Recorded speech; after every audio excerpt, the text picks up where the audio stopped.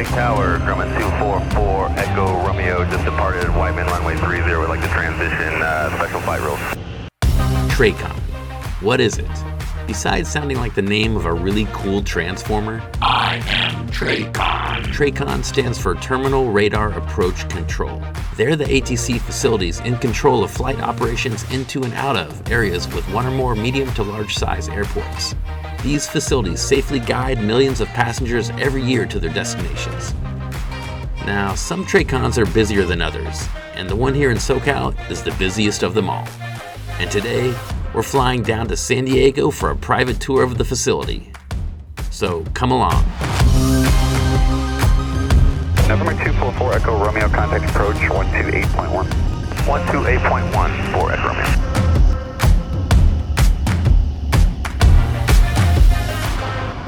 Hey guys, how's it going? So here we are, 5,500 feet, flying along the coast from Los Angeles down to San Diego.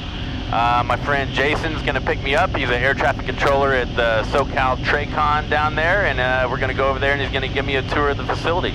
And in case you don't know, anytime you talk to SoCal frequency in this huge SoCal area, which is enormous, tons of frequencies, tons of sectors, anytime you're talking to those guys, they're in this one building down here in San Diego. SoCal, Grumman 244, Echo Romeo, level 5,500. 244 Echo Romeo, SoCal approach, enter cleared into Bravo airspace via Mount Soledad at 5,500. Cleared into the Bravo via Mount Soledad, 5,500 for Echo Romeo.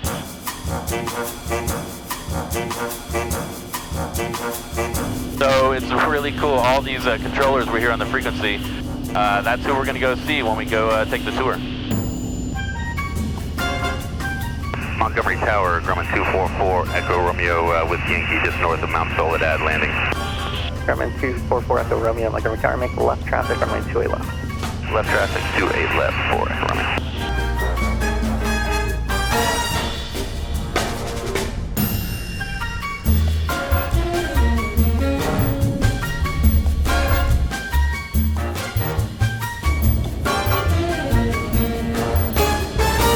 Alright guys, so here we are on the ground at San Diego, Montgomery Airport. We got Jason here. Jason was nice enough to invite me down here to give me a tour of the SoCal TRACON. So actually, apparently I was talking to him on the radio and I didn't even know it.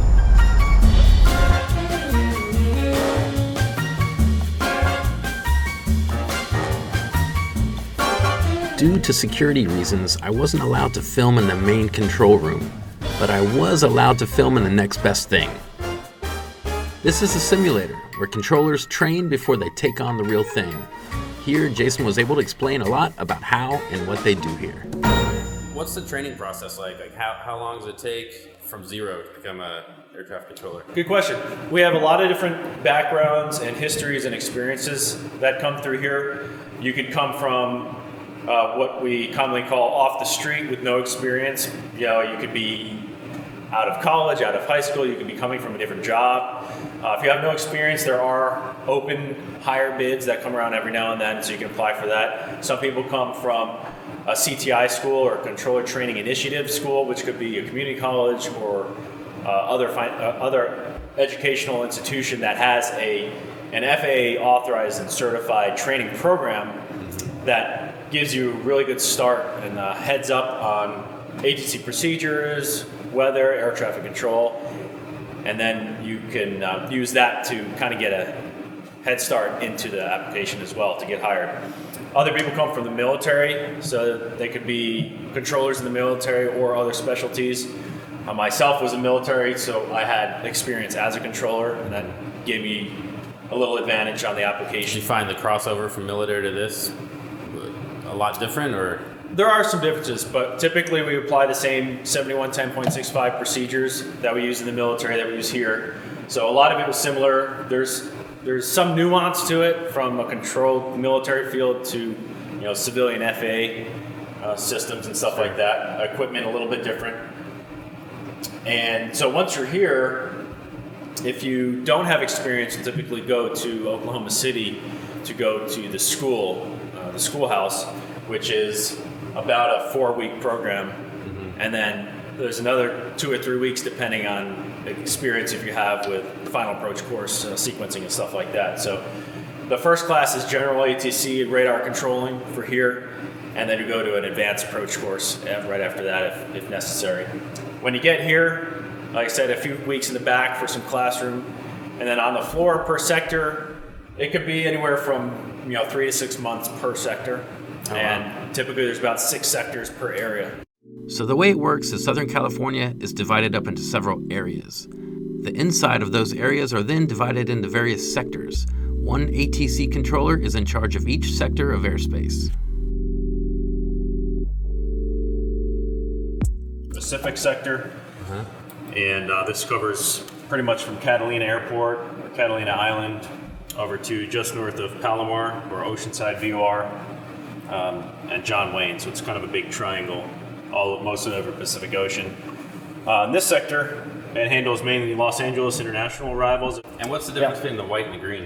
What does that signify? The white tags will be the tags that this sector is working. It'll be white if I have control and it's on my Y tag. These other ones here, this United here is going into John Wayne, we can see by a scratch pad.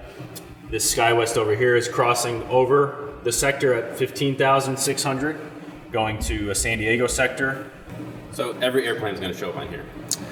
Every airplane will show up on here if it's a VFR aircraft not talking to ATC, doesn't have a flight plan, or is not assigned a beacon code or a transponder code.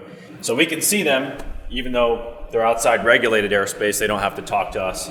But as long as you have a transponder, we can maneuver around you and have a good idea of your altitude, even though we don't know if your altitude is exactly as it shows because we haven't verified it with you verbally. What's this screen up here? What is that for? So what we're looking at here is our National Information Display System. It's fairly new, about a year or so. It's a fully touchscreen display. We get all the real-time weather information, METAR. We get the ATIS code. We get real-time altimeter and wind information directly from the airport instruments. On this side, we can see the configuration of the airports nearby. So if Torrance is now west traffic on 29. If they were to go to east traffic on runway 11, we would change that. Ontario has an east and west flow. San Diego International is now 27 on a west flow.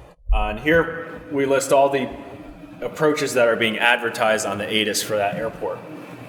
So the approach controller knows if you check in with information India at Long Beach, then your IFR, you're going to get the 30 ILS. If you want something else, naturally, you would tell us you want the VOR runway 30 approach, or RNAV Zulu runway 30 approach, or something else other than what's advertised. So we can see that there.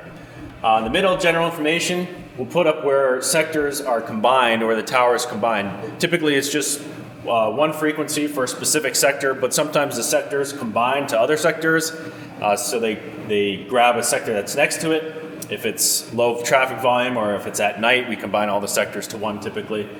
This you can see LA Sector 12, which is over French Valley, Hemet, out to the east is combined with Sector 9, so it's shown as 128.6, and John Wayne Tower usually has 2 local controls and they're combined right now. So 126.8 is used for all those arrivals.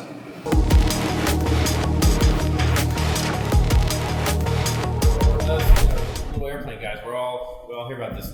The 2020 mandate, we got to switch over. Obviously, it's important to get into the airspace. And obviously, I love having the capabilities of ADS-B weather and traffic and all that, but it seems like in here, it's not something you guys are really gearing up for. It's not something that you're depending on necessarily. Right at this point, at this facility, we don't do much with it. It could be applied at other facilities right now throughout the country. I'm not sure. It could be applied in different circumstances at other facilities, but for us, we can see that we're receiving some type of signal from you guys, but as of actual application for certain purposes with these sectors, it doesn't help your job. It doesn't. I would say it's more beneficial for the pilot in the cockpit right now for situational awareness than it is applied here on our screens. But let's say 2020, we all have to have ADS-B out. Right. You will be the guys that say, hey, you can't come into our sector. I don't have the procedures and policies for that yet, but as of now, so I can't say. Right. I don't know really if we'll be policing something like that. So as of now, no. But you know, the mandate is the mandate. Whether we are responsible for ensuring that, that's yet to be seen. Yeah. Different things we can do on the screen, like if an aircraft's looking for a field or I'm not too familiar with the field, I can type in something here and it'll snap me a line right to a fix, a VOR, an intersection, stuff like that. So right here is Whiteman, this little line right here. Okay, that's the runway? That's the runway, exactly, yep. And I can get information about that airport by double clicking there, and then it'll give me, 1230. Length is 4100 by 75. It's lighted, asphalt runway, and the CTAV. Typically, sometimes the tower frequency there. And then, so all the lines around here, and it looks like a mess, at first glance, but the solid line around all the outside is the area outline. Mm-hmm. And then within the area, if you connect certain lines together, they create the sectors. That's the sector? This is the area. Okay. So this entire thing is the Burbank area. Gotcha. And then in that area, you'll have 6 sectors. And then that's where you have to connect these different lines visually, more or less, and determine what airspace you own. And if there's someone below you, above you, or next to you, that's another sector that owns different altitudes and that butts up against your sector. So what are those other lines? Are those intersections? Those just white? Yep, all different things. Like here is, so you got Van Nuys there. That little circle is Van Nuys VOR. Mm-hmm. And then you have Burbank here on the right. And this dashed line to Burbank is the runway 8 approach there. ILS. Right, so yeah, localizer to 8. And then, so that helps us vector the aircraft onto final far out. Yep. So it gives us a good line to do that. Same thing with Van Nuys 1-6 here. And another approach down here into Santa Monica. Mm-hmm. But also I can pull up a lot of different things. I can pull up the freeways and the airways. These are actually the airways first. So I can see where Victor 186 is, Victor 201. Then I can take that off. I could pull up the freeways for the areas. Say you're not familiar with a freeway, I can kind of vector you to the 110 here, the 210, the 5. So we also have an emergency vectoring map, which gives us pretty much surface altitudes for the ground. If you're in an emergency situation, we could provide suggested vectors or advisory vectors to an area of lower terrain using this map. There's no safety buffer really for this, so it's only used for emergencies. Yep. If you need to get below an icing layer, if you have an engine failure, we can kind of guide you a little bit towards lower terrain so you can continue a descent. That's what we use this for, only for emergencies. Let's talk about emergencies for a second. Sure. So say emergency happens at your workstation. Does the mood in here kind of change, or is it just everyone kind of, there's more people coming over to kind of figure out what's going on, or how's the emergency feel in this room? Yeah, we'll say the ears perk up a little bit when somebody hears, okay, you're returning to John Wayne, you're returning to Burbank, same intentions, or do you have an emergency? Or Roger, you have an emergency, returning to Burbank, what, say, type of emergency and intentions. With an emergency, we can mark on the data tag with a red EM, and that lets everybody know, everybody sees that, they kind of start preparing to move people out of the way. We'll also ask the pilot for how many people on board, how much fuel you have left, how much time in fuel, and then we'll just start coordinating with the tower, stop departures.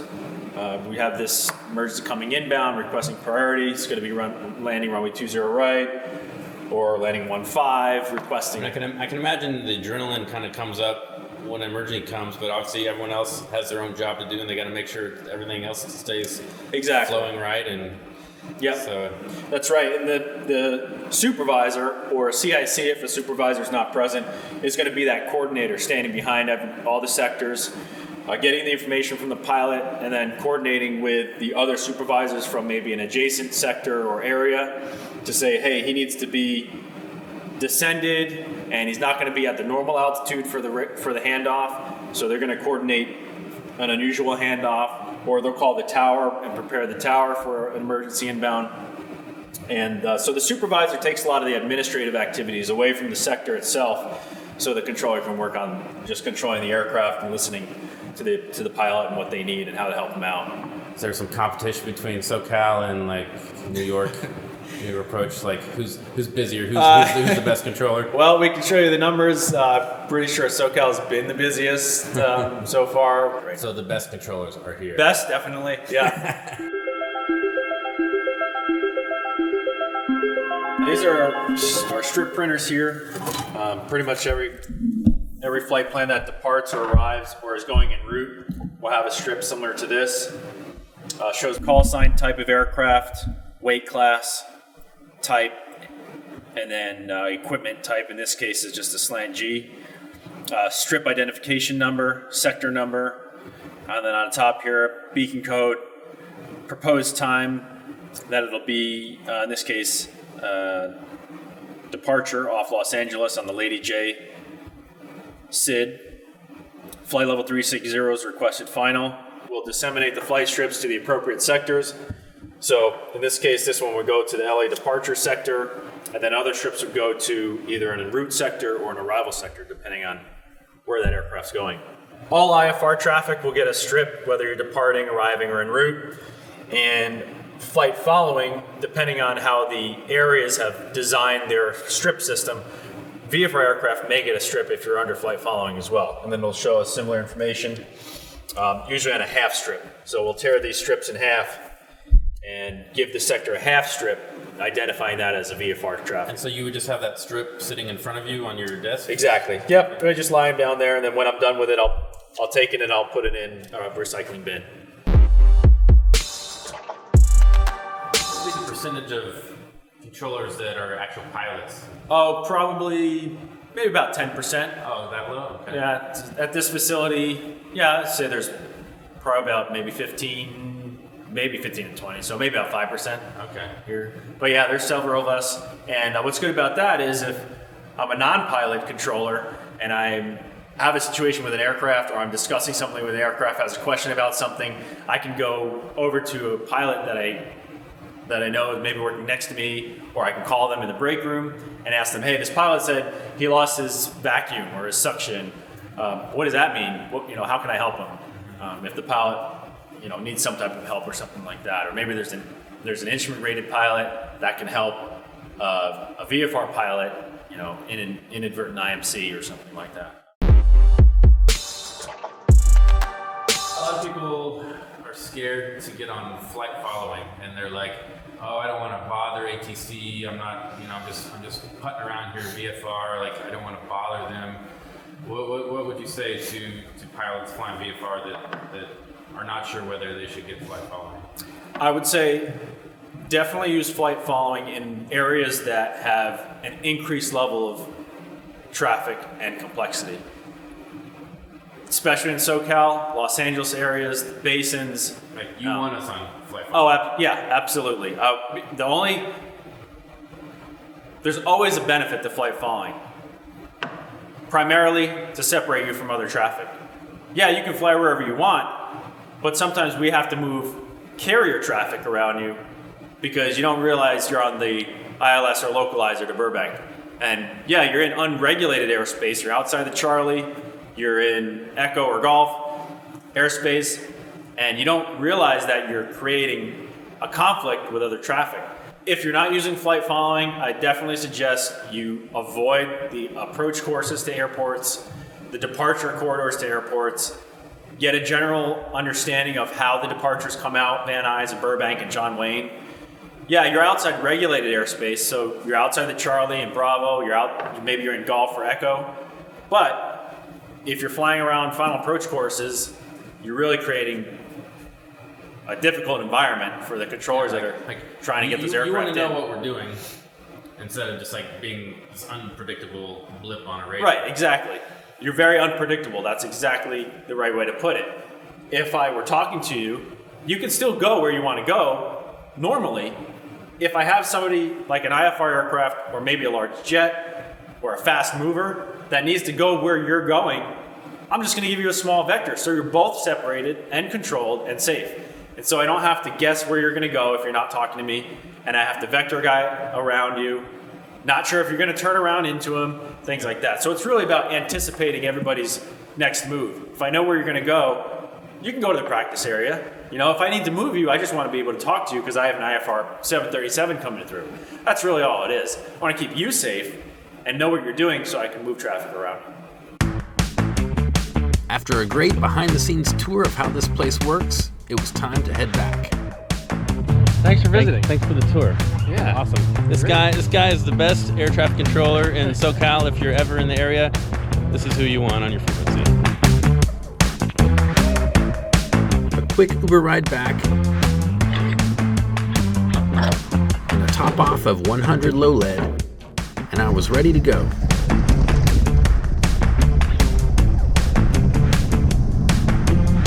Coming 244 Echo Romeo, runway 28 left, clear for takeoff. Clear for takeoff, 28 left for Echo Romeo.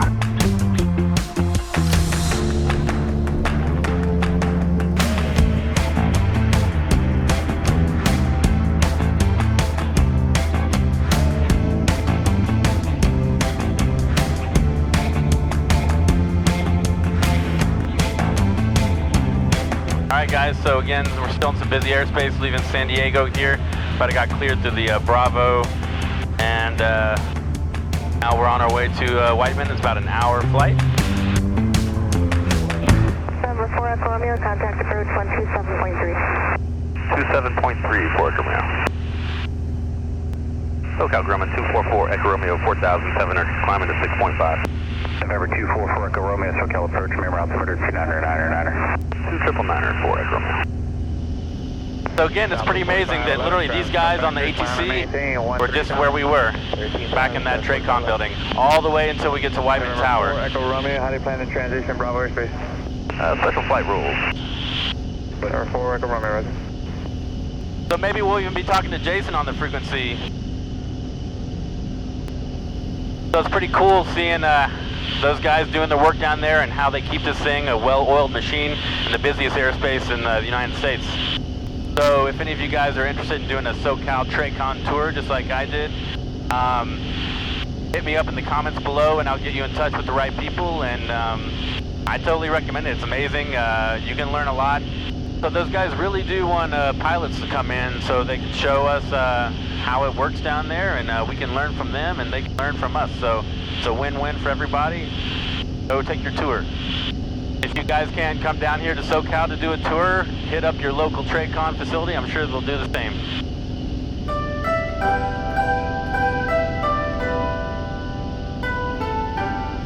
Number 244 Echo Romeo, there you are. Yeah, 244 Echo Romeo. Is this Jason? Yeah. Hey, you guys rock. Thanks. Whiteman Tower, coming 244 Echo Romeo, just west of Burbank, 1,400 with Golf. Coming 4 Echo Romeo, Whiteman Tower, roger. Inner right base, runway 12, clear to land. Right base 12, clear to land for Echo Romeo.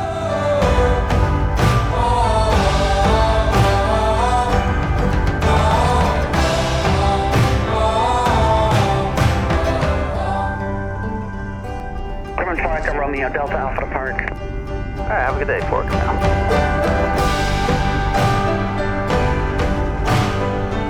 Well, I certainly hope you guys liked the tour as much as I did. And if you enjoyed the video, you know the drill. Hit the like button and subscribe if you haven't.